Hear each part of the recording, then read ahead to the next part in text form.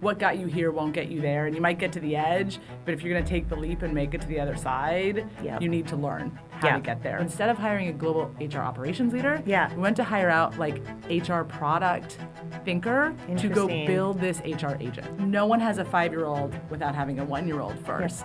What skills matter most in an AI-first workplace? Kate Barney is Chief People Officer at Smartly and one of the most experienced people leaders in modern tech. As former head of HR at TikTok, Kate has spent her career helping companies navigate periods of extraordinary growth. We'll explore how Kate is helping teams become AI native, why she traded a traditional HR ops leader for a product-minded builder, and why today's new grads may be some of the most valuable talent companies can hire. As part of our limited series on talent and AI, we explore how leaders are building teams for an AI-driven world. Hi, I'm Christina Passanen, VP of Talent at Notable, and today I'm very excited to be joined by Kate Barney. Kate has been an operator in high-growth tech over the span of her very impressive career. Most recently, she's led people teams at innovative companies like TikTok, and she is currently the Chief People Officer at Smartly. We're excited to understand how you're approaching building teams in the AI era. Kate, thank you so much for joining. I'm so excited to be here. Fabulous. Great to see you, Christina. Great to see you. Okay, so to kick us off, let's level set here, Kate. Is this moment in time really different in terms of how companies are thinking about talent acquisition and org design? Absolutely. Yes.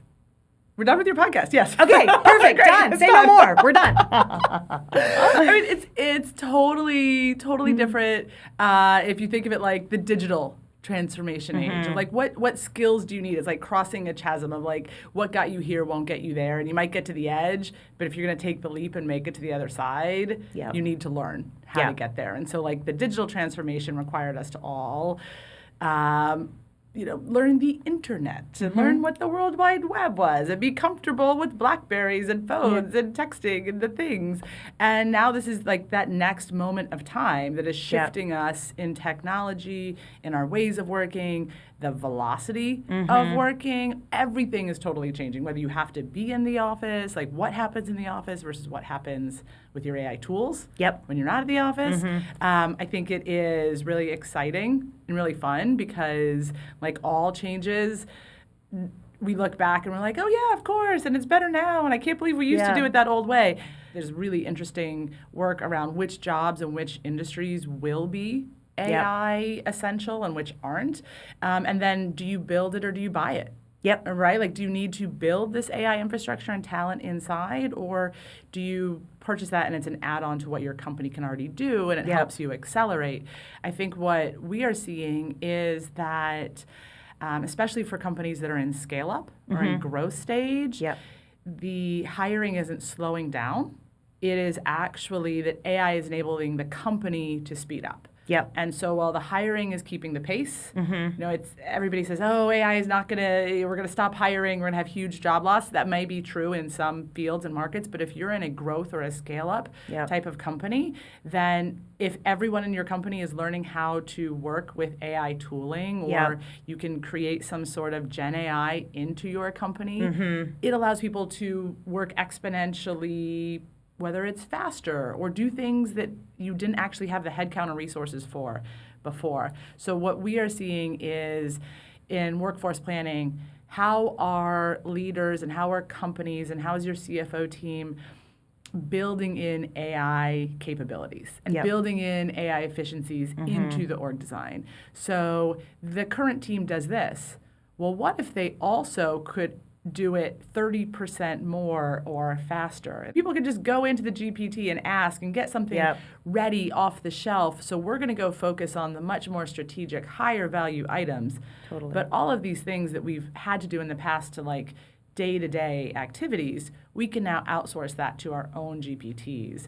And so you're really allowing your employees to level up and to have a lot more fun. And if they are the ones who are training the models, then they're uniquely your models. It's not an off-the-shelf thing, so it's still your incredible marketing teams, but now your marketing team can focus on the strategic, the bigger picture, the really high-value client interactions. When you're interviewing either in your current organization or past organizations, is that something that you're screening for and empowering hiring managers and hiring teams to also assess?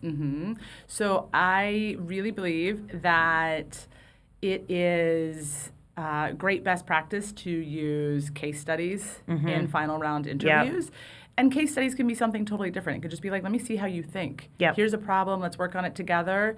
And if you're going to be an AI first company or an AI enabled or an AI curious company, you could say in that case study, hey, I would love for you to show me some sort of a analysis or create a presentation. Let's do it live together. Use whatever AI tools you want. Or is there an AI tool, or how would you be using AI tooling to support you? And you can do a live demo. And you can say, we're open to you using it, and we would love to see what you could do with this tool and see how they talk to it in real time. At Smartly, we committed to AI every day. It's an AI platform, and so we said, are we truly an AI company? And our answer a few months ago was, we're all very AI curious, but if you were to ask everybody in the company, am I AI fluent? There was a lot of ambiguity or insecurity around this. And so we worked to put together AI Fridays. 2 hours on the calendar every Friday. We'd block it for the whole company. And we put together an AI Tiger team. And they were there to teach everybody the tools. We use OpenAI Enterprise and had them come in and do a lot of trainings for us. And then did Shark Tanks around people pitch us the best tools you've built using GPTs. And it was incredible. They built these, so this is build versus built buy. in-house. This was all built in-house. And it was like our sales enablement team built an incredible persona GPT for the sales team to interact with and chat and play before going to a client. And our HR operations team built, we ended up using all of these, but our HR ops team just did this super cool thing with open enrollment. You know, your benefits open enrollment come and like everybody's like, I don't know, do I just pick the plan I had before? Insurance costs are going up. What am I going to do? And they built a GPT for people to ask, which plan should I pick? You could ask this GPT anything you wanted. I have 3 kids. I go to the hospital once a week. I have a chronic illness. I never go to the hospital. These are my concerns. And it would like feed all of this information in and keep giving you recommendations. And these are things that we used to do with people. They're like incredibly onerous, very high touch, very manual. Let's do a persona role play together. Let me walk you through all the benefits package together. They were not scalable. And now with AI tools, we can scale, and it enables all of our teams to perform better because now everyone has access to that versus just the person who asked first for it and got on the calendar. Totally. That's so interesting. And so that shows to me that example is a lot of an owner's mindset and kind of innovation around every team's tech stack. So, you know, you said that people are using AI in their interviews and case studies, but are you looking for that as like a skill set, being able to build tools and think about innovation in that specific function? Yes and no. I think for us, it's more important to be growth mindset than come in with AI skills, because I think AI skills are pretty nebulous and changing every day instantly of like what tech stack you should know, what tool you should know. We have a lot of governance and compliance in place for what we use internally, like GDPR, where we have a lot of European clients and employees. That's very important. Client information is very important to protect. So, you know, we are very thoughtful about what we enable employees to use. But we also believe that if we hire curious people who are eager to learn, you can learn the tools on the job. You don't have to come in with the knowledge. I think, you know, one of the interesting questions that comes up a lot is, will experience matter anymore? That we have AI? I think yes. I think experience and understanding and knowledge is what feeds the GPTs and feeds. If you want to have Gen AI, you have to have somebody teach it and build it who has experience to, you know, talk about the outcomes and the historicals. And so I think experience is still incredibly important. Otherwise, you know, we are just the operators of the machine versus the builders of the machine. And so, if you're curious and you want to build, you can learn all the tools on the job. Totally. And that's actually very relevant to my next question, which is around the shift from experience-based hiring to a skills-based hiring, something we've seen in other portfolio companies and in our ecosystem. Is this something you've seen an appetite from founders, CEOs, leaders to transition to a more skills-based hiring economy? Yes. That's my preference to hire anyway. Yeah. Good. AI or not AI, I think he's hiring for outcomes. Yes. Right? Like you can feed your experience in and have AI write you a beautiful resume that shows this incredible linear all of your expertise. But if you cannot prove your ability to achieve an outcome, regardless of how many years of experience you have, or at small companies, mid-size, top tier companies, then I don't believe you're going to be effective. I think when we were talking about the shape of teams and orgs, it will probably move more like a space needle or a little bit inverted, where you will have more senior managers, not total pyramid, but more experts at the top with deep skill expertise and fewer middle layer of managers. And then you will always need your pipeline of entry-level workers. But I do think you will get more of the experts and expertise. And when I say expertise, it's not like experience, but more of you're a real subject matter expert in an area, so that you also are able to control and define what's coming out of AI. And you talked about early career talent and bringing in, tell us more about what's, there's a lot of doom and gloom out there right now, Kate, about early career talent. There should not be doom and gloom. I think this is totally wrong. I recently heard this HBS professor give a similar talk, and it had this great analogy of, no one has a 5-year-old without having a 1-year-old first. Yes. Yes, totally. I understand the asterisks there. But as a mom, you're well, yeah, I had a baby and now it's grown up. You're not, where are we just going to get these experienced senior subject matter experts at the top of the pyramid if we don't let people evolve and grow and, have the challenges of learning and building and iterating on the job? Because eventually a group will get tired and retire or leave or just, peace out. So you have to conscientiously build that pipeline. Additionally, I think that people who are graduating from college now are AI natives. The rest of us are learning it. It's like we're new to the language, we're trying, we're learning on the job, we're AI curious. But the people who are graduating college right now grew up with this. So they're oh yeah, cool. I mean, if I wanted to hire experts who know how to build and interact with these machines, that's probably the first group I'm going to go to. And even if it is somebody saying hey, we want to hire a group of interns, we want to have an incoming class as our AI experimenter advisors. Come and give us ideas. Hey, we're going to hire you into our HR department, test and learn and shadow, and give us ideas of things that we've overlooked, to be you guys know you could automate this. Or if we put all this together and all these resources, we could probably take these 3 separate functions and ideas and turn this into its own Gen AI, because they're really fluid. So tell us more about this AI Tiger Team. What do they do? Who's on that committee? Tell us more.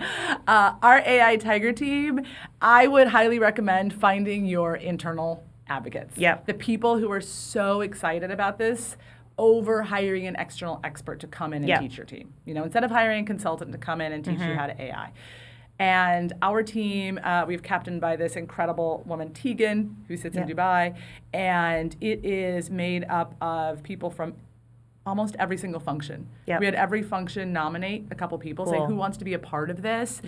It started with way too many people.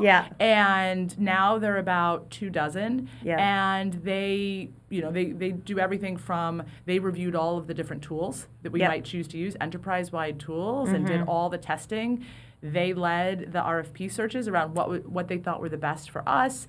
They ran AI Fridays, a 2-hour course, and then they hold AI office hours every Friday. They have helped us they're our go-to for building our internal tooling. So, for example, we are putting AI into our performance reviews as a support. So they helped our HR team. So we went to the Tiger team and said, we have an idea.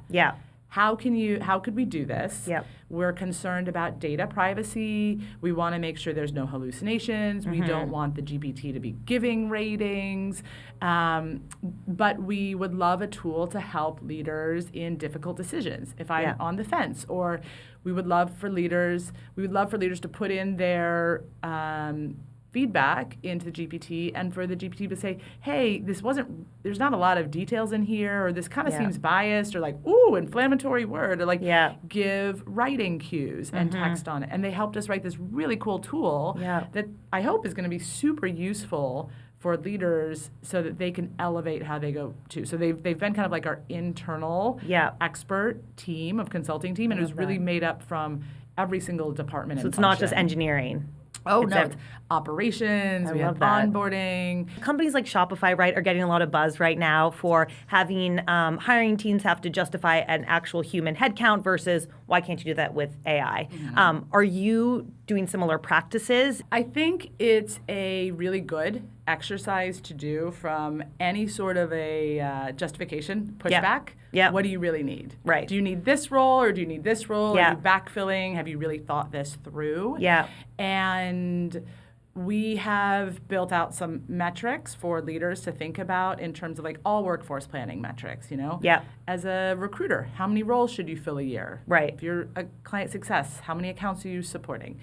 And what we're building out is an AI enablement next to it.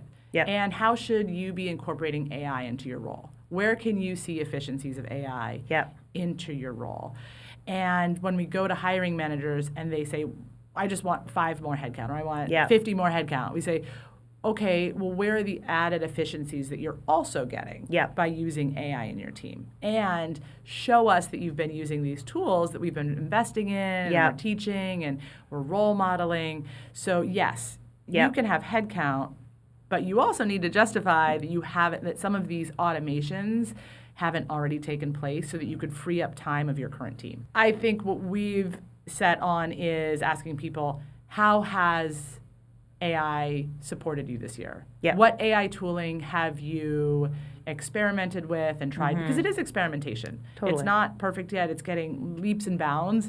A few months ago when we were testing things, I was like, oh, definitely not Gemini. No, it's so clunky in the ports. And now, within a couple months, it's like, wow, it's beautiful and it's so fast. Totally. We're going to end with a quick rapid fire where you can try to answer these questions in a sentence or two. What is the biggest mistake you see people make when it comes to hiring? Not asking for case studies or on-the-job real-time examples. Walk me through how you would solve this problem. Totally. And just having a gut reaction interview or a check-the-box experience review. Totally. Right. We always say, make the case study like you're a consultant at this company. Give them data. Give them access to insights. What's actually happening? What are you going to be solving for at this organization at this moment in time? Make it real. Totally. And you can see how they think in real time. What's the most exciting thing about hiring and building teams right now? That the roles are changing so quickly. And the possibility is endless. It's so exciting. Can I have one more line? Yes, please. So we wanted to hire a global head of operations, HR operations. And in the past, when I've built these roles, it was someone who highly administrative, very high attention to details. They're going to manage a team of HR ops. They're the ticketing, right? Your back-end ticket system, who want to be quick and answering and accurate and all of that. And, know how to work with third-party vendors and your benefits and all that. And this time we said, actually, we think we could automate all of that.